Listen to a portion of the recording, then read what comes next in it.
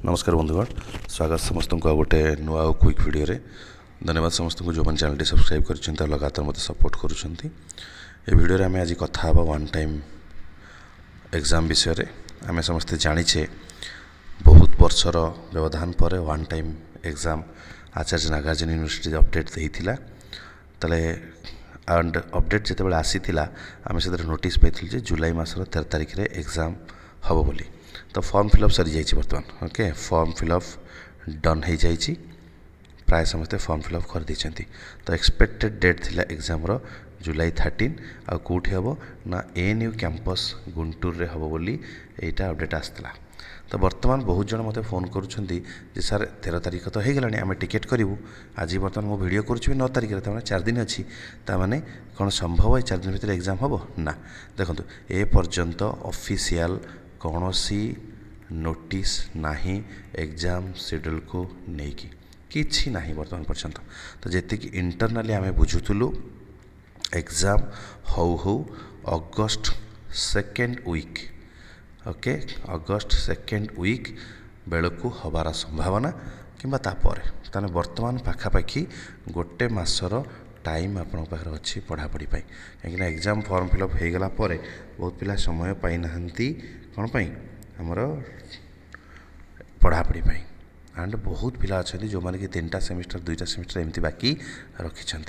तेणुक आम एक्सपेक्ट करूँ जहाँ इंटरनाली मुझे क्लर्क सार बुझिली तो अगस्ट मासर 2nd वीक बेलू हबार संभावना। बट सेटा गोटे आनुमानिक सिचुएशन देखिए से शेड्यूल दौरान ऑफिशियल कन्फर्मेशन धरी पारे, बट इंटरनाली धरवा आखपाख से टाइम हो बोली। तो आम पाखे गोटे मास समय बर्तमान रहा आम पढ़ापढ़ी करने। तो पढ़ापढ़ी करूँ। एग्जाम डेट आम एक्सपेक्ट करुचे केबे ना नहीं अगस्ट 2nd वीक बेलू। बर्तमान देखा एग्जाम प्लान और exam tips. Exam simple tips मु कहीदेवी। प्रथमे फोकस कर, गोटे है टीचर्स चॉइस बुक पढ़ गोटे थर। द्वितीय थर जदि जयम बुक किए रखीच थियोरी पाई ताकू पढ़। तृतीय गोटे थर नोट पढ़। चतुर्थ गोटे थर गूगल रु पढ़।